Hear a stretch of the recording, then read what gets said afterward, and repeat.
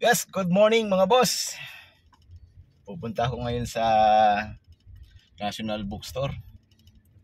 Bibili ako ng mga drafting tools na gagamitin ng aking anak. Mag-aaral kasi ng architecture. Ayan, medyo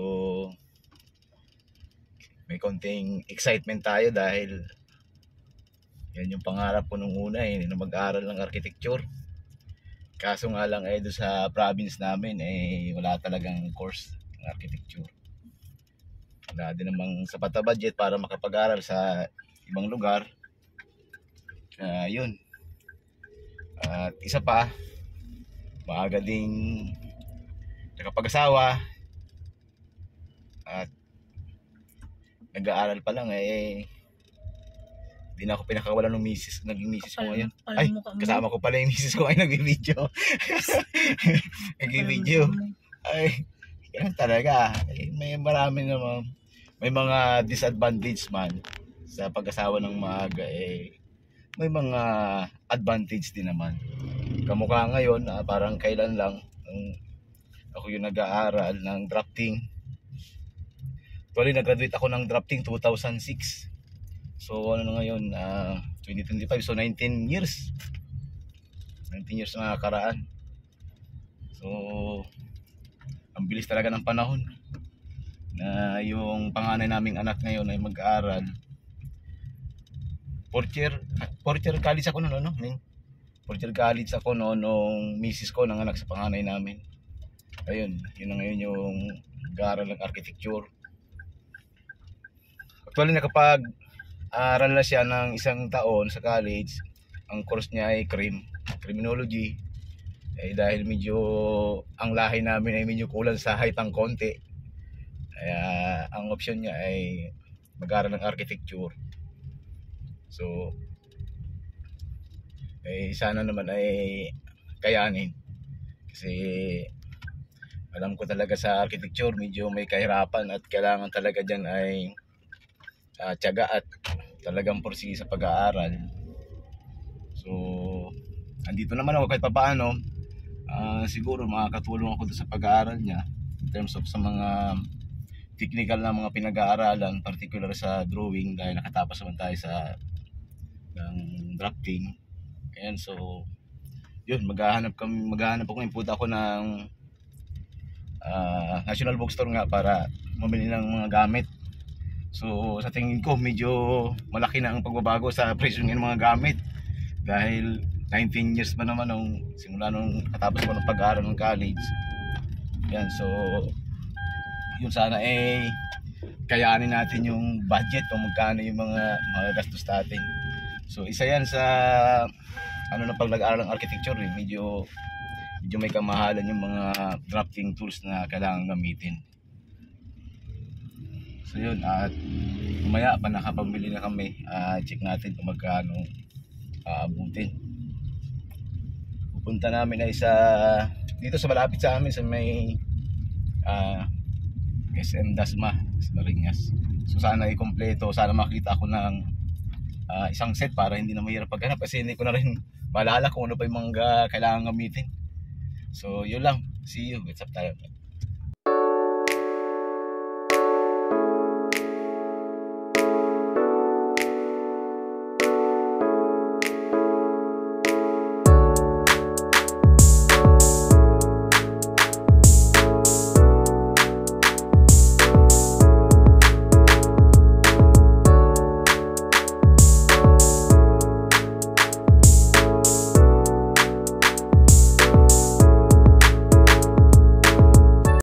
Mga boss, ang ating mga nabili na mga drafting tools. Ayan, tilista ko na lang yung mga price para tuloy-tuloy lang. Ang una namin itong tracing tube. Ayan, para lagayin ng mga plano. Ayan, para hindi mabasa pag umulan. Ito, tig 86 pesos lang naman ito. Ayan. Sumunod ay T-square. Ayan. Mga easy lang to. Ang binili ko lang ay yung kasi para hindi naman mahirap sa biyahe. 24 inches ang haba. So ang presyo naman nito ay 1,570. Yan. So, ang next ay triangle. So, itong 45 by 45. So, Stidler din to na brand. So, bali 314 pesos. Yan. At ito namang 30 by 60 na triangle ay ganoon din 331 pesos. Yan. Next ay ito, triangular scale. Yan.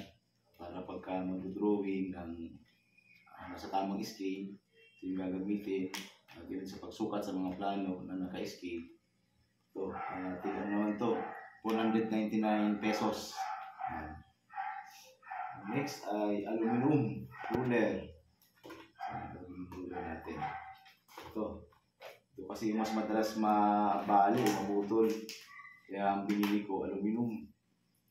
Ito, aluminum siya. Ayan, no? Ibay. Yan. So ito, T112 lang. Yan. 1 foot din ang haba niya. Ruler. Is matibay. Okay. Next ay French carve. Ito. Yan. Ibang brand to. So, usually kasi nagamit ito sa paggawa ng mga carve. Yan. Tatlong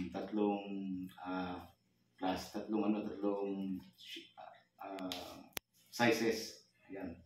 So, ito naman ay 189 pesos. Okay. So, next ay itong circular template. Circular template. Hindi mahal din pala ito. Stidler din ng brand. So, ano siya, 398. So, pinakamaliit niyang diameter dito, 1.5 mm diameter up to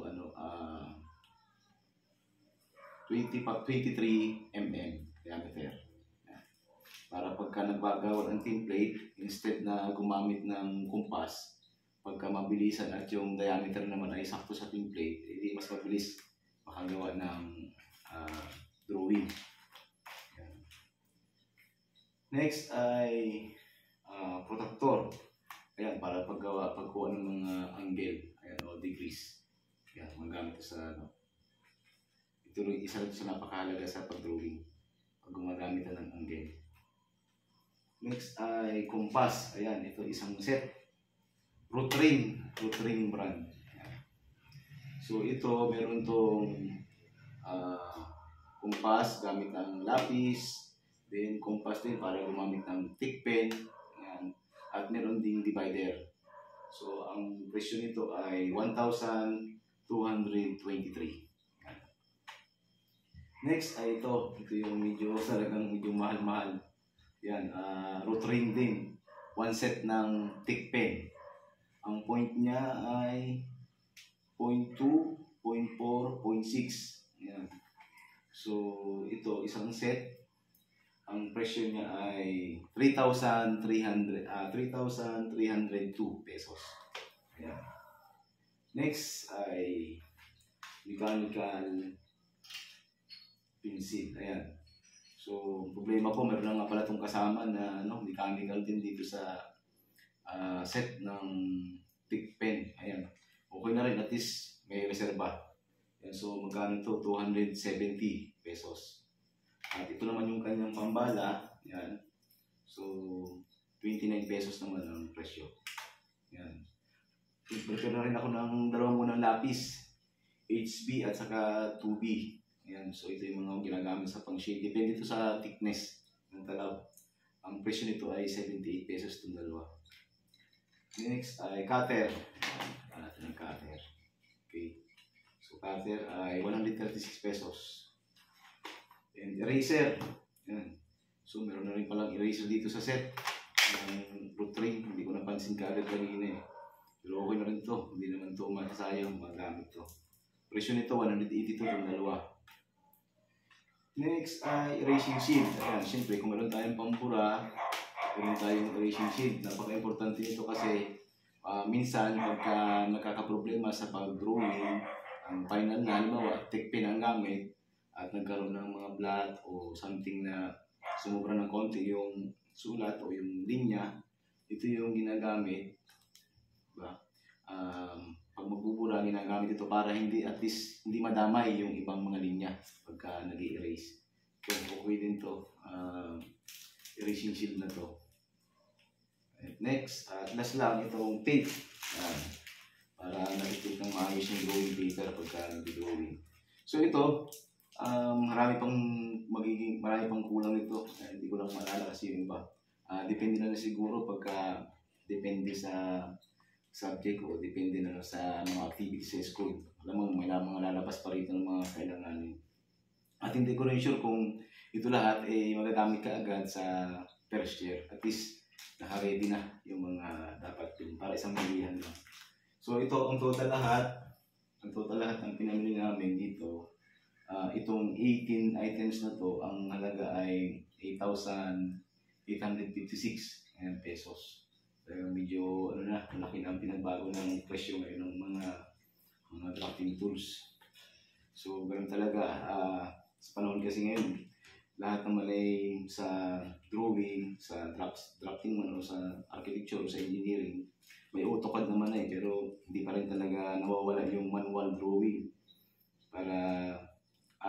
So hindi nawawala manual drawing, so ibig sabihin, kailangan talaga itong mga tools na to para sa manual drawing. At malaking bagay din naman talaga na dapat marunong din tayo sa manual drawing. Lalo sa mga sketch, yung mga mabilisan lang sa drawing. Yan. So yun, medyo malaki-laki din ito. Nasa, yun nga, 8,856 pesos lahat. At possible na may mga kulang pa dito. Na depende na lang kung ano yung mga gagamitin kasi iba naman siguro yung sa architecture at saka iba yung sa drafting sa amin. Kung ano yung mga nagamit namin. So yun lang, kahit pa paano siguro yung iba na nag-iisip kung magkano mga gastusin, at least ito, siguro at least kahit pa paano meron kayong maging reference kung magkano yung mga drafting tools na kailangan bilhin. Kung mag-aaral man ng drafting o architecture. So yun lang mga boss at maraming salamat sa inyong panonood.